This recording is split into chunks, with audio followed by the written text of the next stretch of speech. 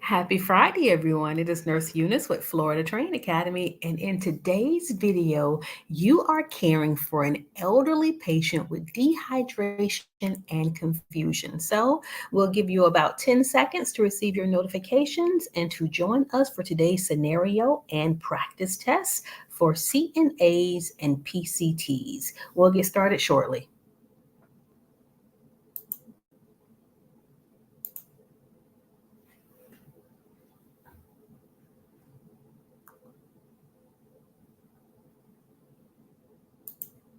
All right, so here is the background. Miss Mary Johnson, an 85-year-old female, was admitted to the hospital from a nursing home with a diagnosis of dehydration and confusion. She has a history of hypertension, osteoarthritis, and mild dementia. The healthcare team is also considering a urinary tract infection as a possible cause of her symptoms. Miss Johnson is disoriented and unable to provide a coherent medical history. Her skin appears dry and she is lethargic. The nursing home staff reported that she had decreased oral intake and reduced urine output over the past few days. And you are the CNA or patient care tech taking care of Miss Johnson. So, question number one. As a nursing assistant, what is the most appropriate initial action to take when you first meet Mrs. Johnson? A. Perform a detailed physical assessment. B. Ask Mrs. Johnson about her recent meals. C. Check Mrs. Johnson's vital signs and hydration status. Or C. Immediately start administering fluids. And feel free to put your answers in the comment area. And we'll reveal the answer in three, two, and if you selected C, check the vital signs and hydration status, you are correct. A CNA does not perform the assessment. That would be a nurse's duty. So A wasn't the correct response. But the CNA provides critical information by getting the vital signs about the patient's current condition and helps guide further care. And let's look at this monitor. The heart rate is 82. The blood pressure is 104 over 75. I'm a little concerned about her oxygen saturation of 93%, but if that is the waveform is squiggly. Miss Johnson is in the bed moving, so that may not be the correct oxygen saturation. You just try to get her to stop moving as much and then select the number once the waveform is steady and not with so much irregularity. Question number two. Which of the following signs and symptoms are consistent with dehydration in an elderly patient? Is it A, increased appetite and thirst? B, dry mucous membranes and decreased skin turgor? C, elevated blood pressure and heart rate? D, increased urinary output and sweating?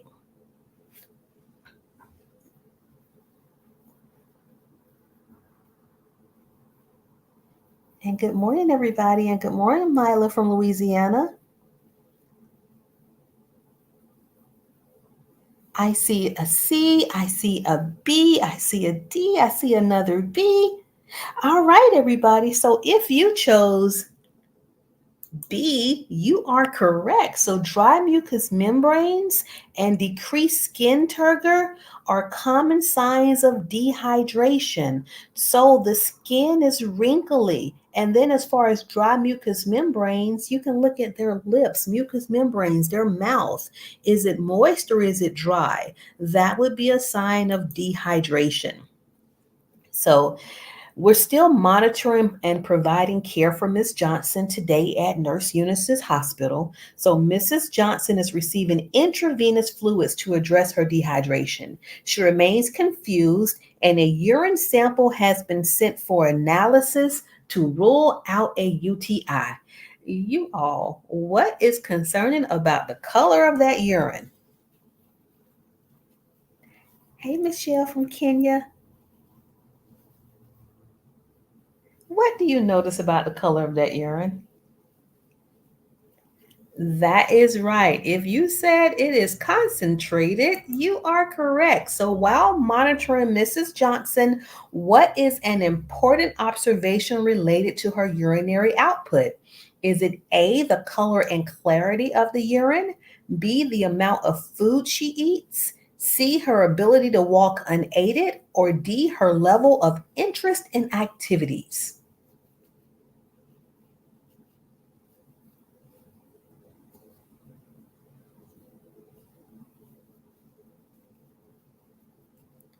Trishana says A, D, it says A, Ruth says A, Glam says A, so you all are absolutely correct. It is A. So, in addition to the color and the clarity, whether it is clear or cloudy, we also want to check the smell and the quantity because sometimes you can smell it and know that something's wrong with it.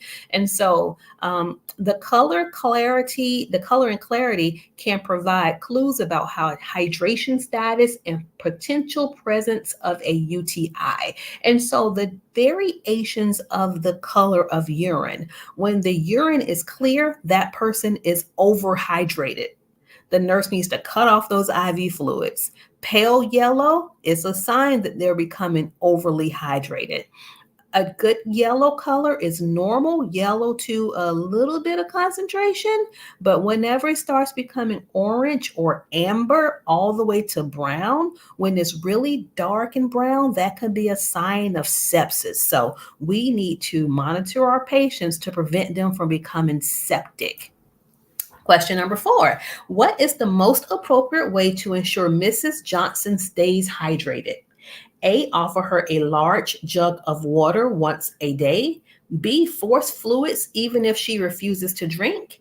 C, wait until she asks for something to drink. Or D, encourage small, frequent sips of fluids throughout the day.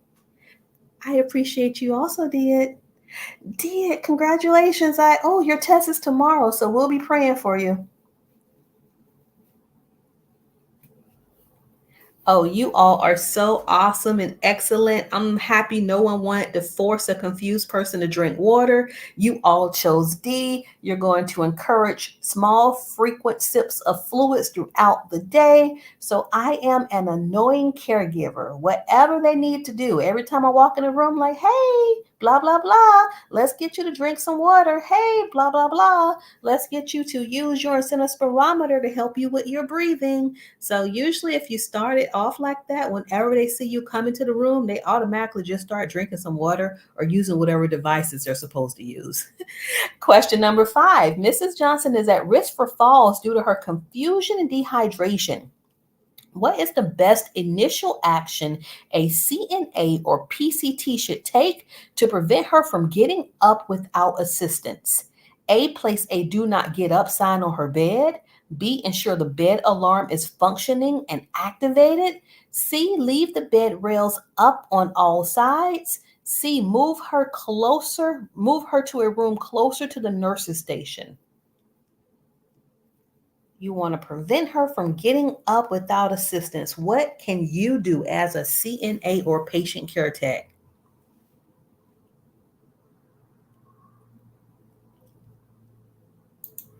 And I am so proud of you for knowing that even if you do put a sign in her room at the head of her bed saying do not get up, that she still gonna get up. So the best thing for you to do is B, ensure the bed alarm is functioning and activated.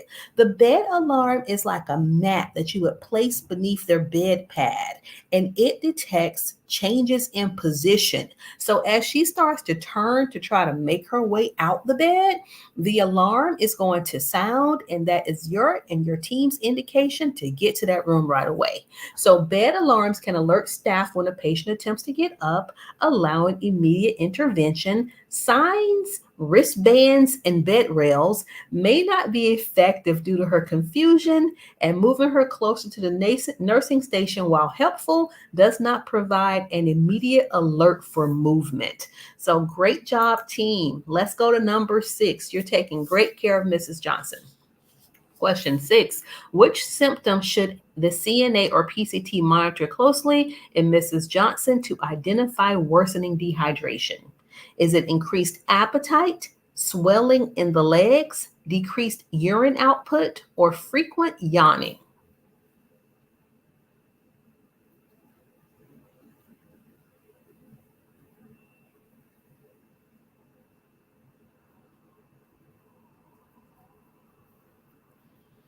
All right, I see some answers. I'll reveal the answer in three, two, and if you chose C, decreased urine output, you're an excellent caregiver. Decreased urine output is a common sign of dehydration and should be monitored closely to prevent further complications.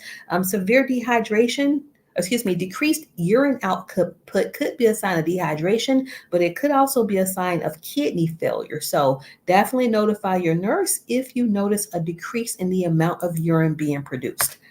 Question number 7. Mrs. Johnson frequently tries to get up without assistance. What is a suitable strategy to keep her safe while addressing her confusion?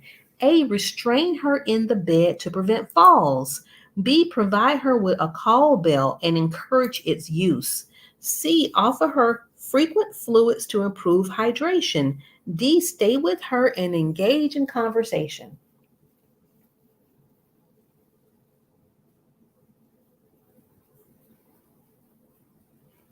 Yeah, this one's tricky. So for your test, I need you to think that you only have one patient to take care of when you're taking your CNA test. You can dedicate all of your time to one patient. So with that being said, what is the best response to keep her safe?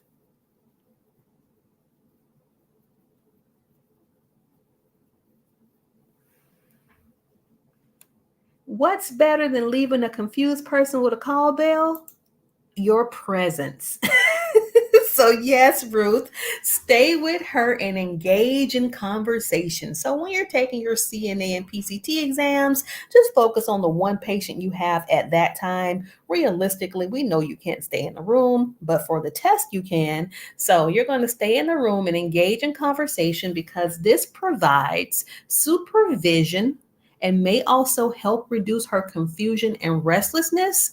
Restraint should be avoided unless absolutely necessary. And while providing fluids is important, it does not address the immediate risk of her trying to get up. So even if you leave her with a call bell, if she's confused, she's not going to use the call bell. So in this case, you being there is a more the best option. Question number 8. Mrs. Johnson is confused and keeps trying to get up. What intervention should be avoided to prevent falls? A. Keeping her bed at the lowest position. B. Applying wrist restraints. C. Using non slip footwear. D. Providing frequent orientation to time and place. And if you watched yesterday's video, you know the answer to this.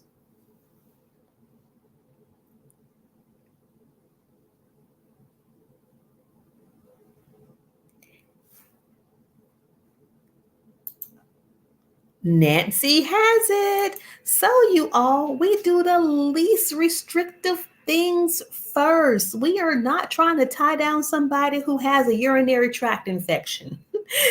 That's going to look horrible. So, what we do last is applying wrist restraints. There are so many other things we can do to prevent a fall. So, wrist restraints can increase agitation and the risk of falling. Remember, once you tie someone down, their goal is to get up. So, restraints do not decrease falls.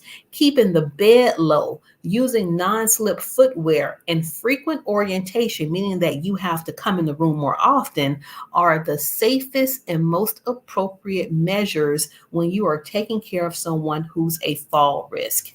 Question number 9. What is the most important information to communicate during a handoff report about Mrs. Johnson? Okay, it's the end of the shift. You're talking to the oncoming CNA or oncoming PCT, and what information is the most important to tell? A, the number of visitors she had. B, her favorite television shows. C, her confusion, dehydration, and fall risk status. Or D, her meal preferences. There's a nice to know and there's a need to know. Always start off with the need to know when you're giving your report to the oncoming team.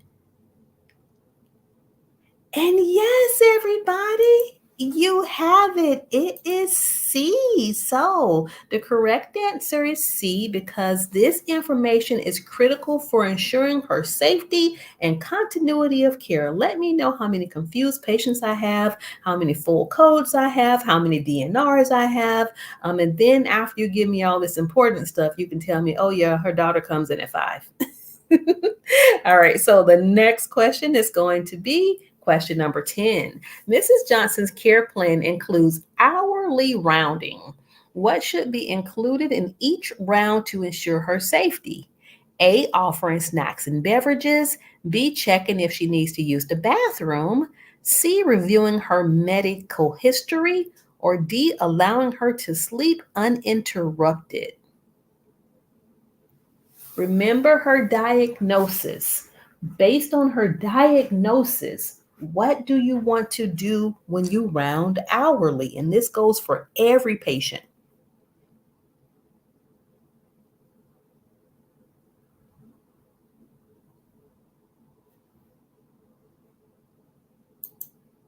Marcia has it. Marcia.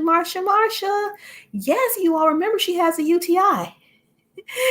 And so they have sometimes urgency. So you want to B, check to see if she needs to go to the bathroom. That's the one response that actually correlates to her diagnosis. This can prevent attempts to get up unassisted and address any immediate needs, thus reducing falls. And don't forget, every time you check on your patients, even if they are sleeping, do not leave that room until you watch that chest rise and fall for a minute.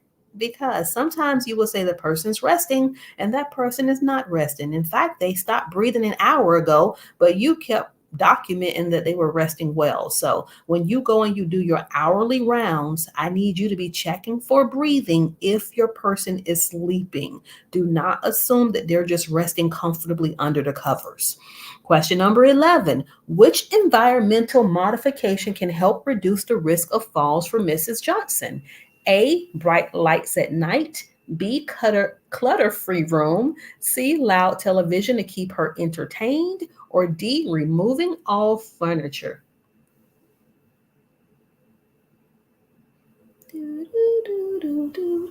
Yes, Daniel, Nancy, Mathia, Fatima, Mila, great job. It is B, a clutter-free room. And I have no idea why that picture is there, but we'll figure out in a moment. So in case I put this picture on the incorrect slide, let me tell you about this picture. This is a bedside commode, excuse me, this is a toilet, but that collection device that she's putting inside of the toilet is important. You can put that collection device inside of a bedside commode or inside of the toilet, but it is going to collect the urine for measurement. And so if you have a patient who you need to monitor their urine and their bowel movements, you will put one collection device towards the front of the toilet and one towards the back. But that way we get to see their urine for the color, clarity, quantity, and smell. And we're going to keep monitoring that so that we can keep a 24-hour calculation of our intake and output. Question number 12. When assisting Mrs. Johnson to the bathroom, which practice is most important? A, encouraging her to walk as quickly as possible. B, using a wheelchair for every trip. C, letting her go alone to maintain independence. Or D, using a gait belt and providing support. And remember, you are taking care of a person who is dehydrated, confused, and they have mild dementia. So what do you think the best response is going to be? Nancy and Dee have it. Looks like Glam has it also. Yeah, so we don't necessarily have to put her in a wheelchair because we want her walking. We just don't want her walking without us. So it is going to be D. You're going to use a gait belt and provide the physical support she needs to get to the bathroom safely. And if you've never used a gait belt before, we have our clinical skills videos available on our fltraining.com, our website, and also on YouTube. And so that website will be shown again in a few moments. Question number 13. Mrs. Johnson is often agitated and gets out of bed. What non-pharmacological intervention could keep her calm? A, turning off all lights and sounds. B, giving her a mild sedative. C, playing soothing music or providing a familiar object. D, ignoring her attempts to get up.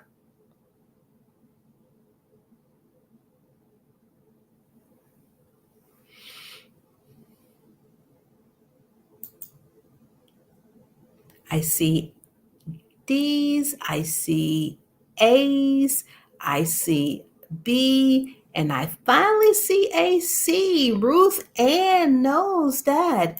Non pharmacological means no medication. A CNA cannot give sedatives. You don't want to turn off the lights because she's going to be more confused. She's in an unfamiliar location, and you definitely don't want to ignore her. So the correct response is going to be C, playing soothing music. And in your facilities, they have smart TV, smart devices. They have some way for some music or TV to be played so that they can help provide them with comfort and reduce their agitation without the use of medications.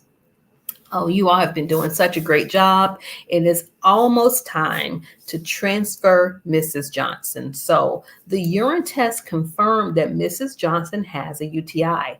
She has started on antibiotics and her conditions begin to improve.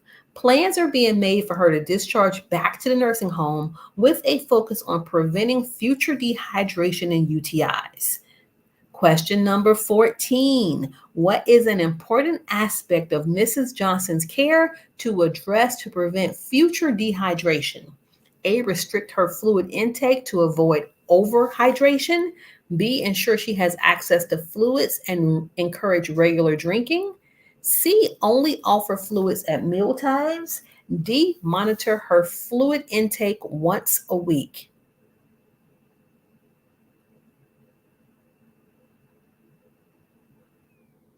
I'm so proud of you. You know I'm proud of you.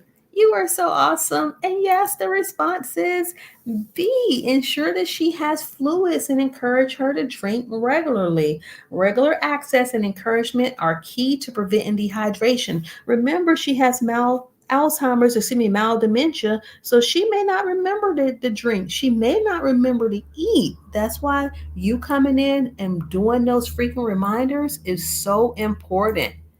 Question number 15. To help prevent future UTIs, what instruction should be given to the nursing home staff regarding Mrs. Johnson's care? And this is coming from nurse to nurse. So this would be a nurse to nurse report. What would be the instructions that you'd expect a nurse to give?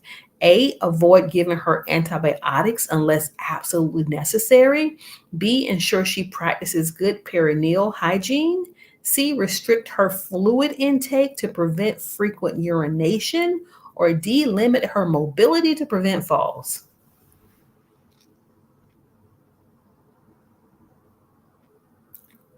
Yes, because she probably hasn't had much assistance with providing with her bathing. So she's been wiping improperly.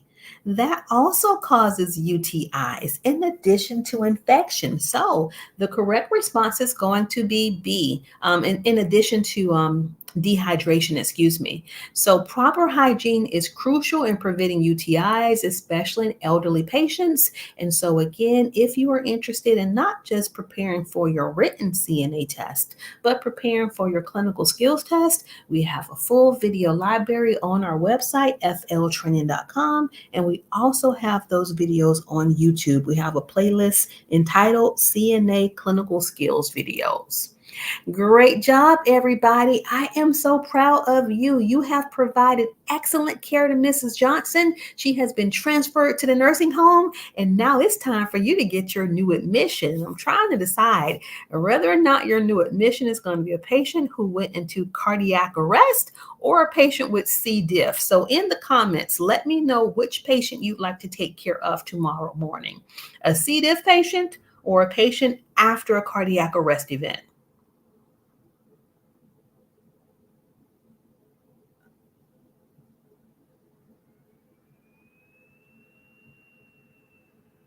You have a great day also, Sheena. Thank you, Mila. All right, I'm looking for a response. Ruth says C. diff.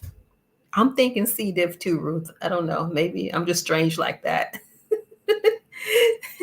So tomorrow at 9 a.m., I will have Glams as cardiac arrest. So what if I do this? What if I do one at 9 and then one at 10? And if you're not available tomorrow, Saturday at 9 a.m. Eastern and 10 a.m. Eastern, it is fine. You can always tune in and watch the rebroadcast later. But tomorrow we will have two PCT CNA review test with the whole scenario. And I love you all. Enjoy your Friday. And for my babies who have their test this weekend or today or next week, I wish you much success on your test. All right, keep taking care of others and taking care of yourself. Until tomorrow, everybody. Bye.